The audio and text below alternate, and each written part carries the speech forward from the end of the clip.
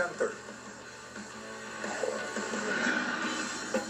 The Warriors, obviously very popular at Oracle Arena with a 110-game sellout streak, but the Splash Brothers are also a hit on the road this season, burning up the resale market. A recent study by mobile ticket app Gametime shows on their current East Coast road trip, the cheapest tickets available for Warrior games are a minimum, get this, 54% higher than the prices for any of their respective opponents in the next 5 home games.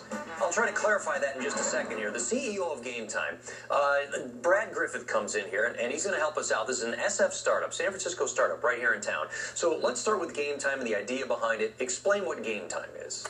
So Gametime is the spontaneous fan's best friend. It's a mobile app that you can find on the App Store or the Play Store.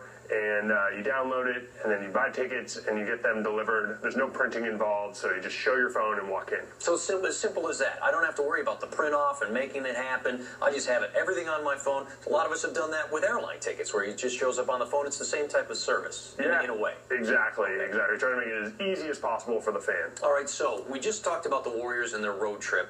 How interested are fans in seeing the Warriors? Like, you can kind of track that and what their tickets cost, right? Yeah, it's really fascinating this season with the Warriors' progress. So LeBron is probably the hottest ticket on the road.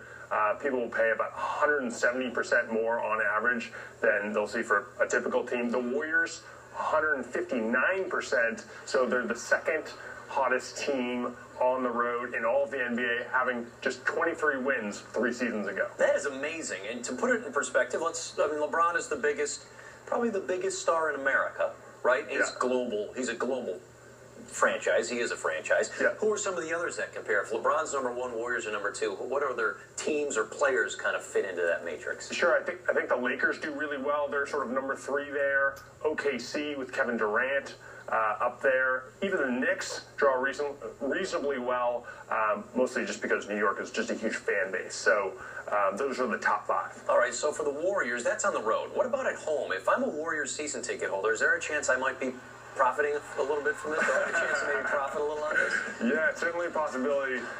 Ticket prices sky high this year. We've seen sort of an 800% increase in demand for Warriors tickets at home this year over last year. Prices up maybe 2x versus last year. All right, I'm going to use a different term. Scalping is the term I'm going to use. How is this different than scalping my ticket? I at one time knew somebody tried to sell a ticket, and the cops picked him up and said, You can't do that. So how is this different than scalping? Sure. So there's a lot of websites that sort of participate in sort of an online resale. What's interesting about scalping is it's a term for secondary transaction that you don't really see in a lot of other marketplaces, right? Like not for used cars or anything else that you might sell to another person. So, I think that sort of idea is going away, and it's going towards a more regulated online, maybe now mobile marketplace that's really protects the fan and protects the seller. So that's sort of what's happening today. Are there any states that are lagging behind where this doesn't work there? Where if I say, hey, I'm in California, this Gametime works all the time, I'm able to find tickets, I want to go to a game and I can easily get my NBA tickets, but I happen to go to another state and they don't allow that? So we're live in 30 markets today, so lots of states, but not all the states. Certainly sort of going sort of tops down in terms of number of teams per market is how we go sort of down the list. So SF, LA, Chicago, New York, all big, and then loading up the other teams as we go. All right. Put it in perspective the jump the Warriors have made to go up the percentage that you were talking about.